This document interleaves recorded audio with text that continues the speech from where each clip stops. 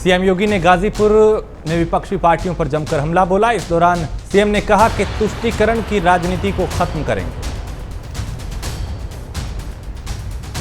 मुख्यमंत्री ने बिना नाम लिए समाजवादी पार्टी पर तंज कसा और कहा कि कोविड काल में एक परिवार लखनऊ में बैठा रहा और ऐसे समाजवादी पार्टी के लोहिया वाहिनी ने गांव-गांव दलित संवाद कार्यक्रम की शुरुआत की। लोहिया वाहिनी का एक कार्यक्रम 27 सितंबर तक यूपी के कई जिलों में चलेगा। इस दौरान दलितों के बीच भारतीय जनता पार्टी सरकार की खामियां गिनाई जाएंगी। गाजीपुर में योगी सरकार पर निशाना साधते हुए भारतीय किसान यूनियन के नेता राकेश टिकैत ने कहा कि पूरे देश में किसानों की हालत सबसे ज्यादा यूपी में खराब है। राकेश टिकैत ने किसानों की आय दोगुनी करने के दावे को जुमला करार देते हुए कहा कि किसान इसका हिसाब सरकार से जरूर करेंगे।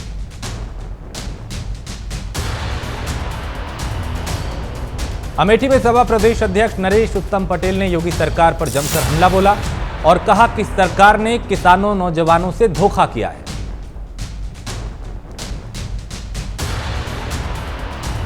नरेश उत्तम पटेल ने बढ़ती महंगाई को लेकर सरकार को घेरा और कहा कि अब ये सरकार महज कुछ दिनों की मेहमान है। बीएसपी सुप्रीमो मायावती ने चरणजीत सिंह चन्नी को पंजाब के सीएम बनाए जाने पर बधाई देते हुए कांग्रेस पर हमला बोला। मायावती ने कहा कि दलित सीएम बनाना कांग्रेस का हथकंडा है।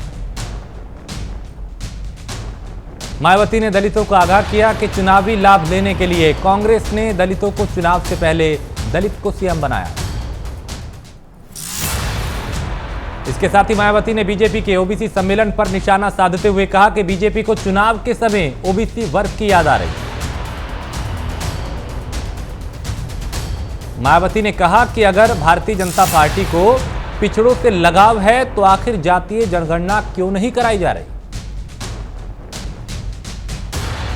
रायबरेली में पूर्व सांसद फूलन देवी की मूर्ति लगाने पर रोक, जिला प्रशासन ने मूर्ति लगाने पर रोक लगाई।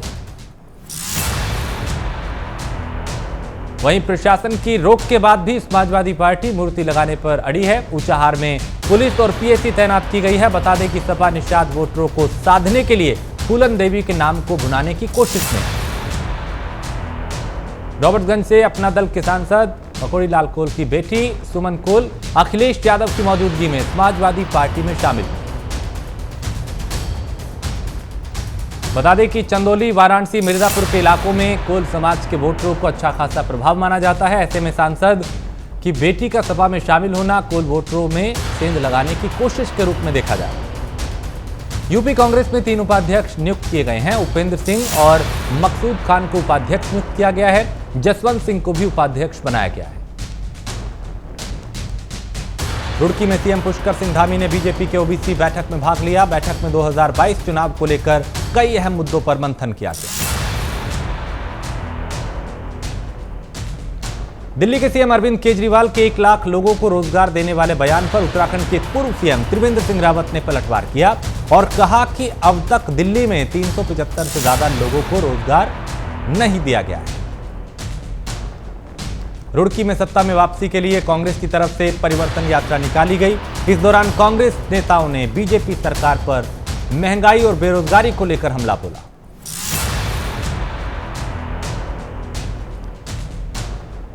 और इसी के साथ इस बुलेटिन में फिलहाल इतना ही। देश प्रदेश की बाकी खबरों के लिए आप देखते रहिए प्राइम न्यूज।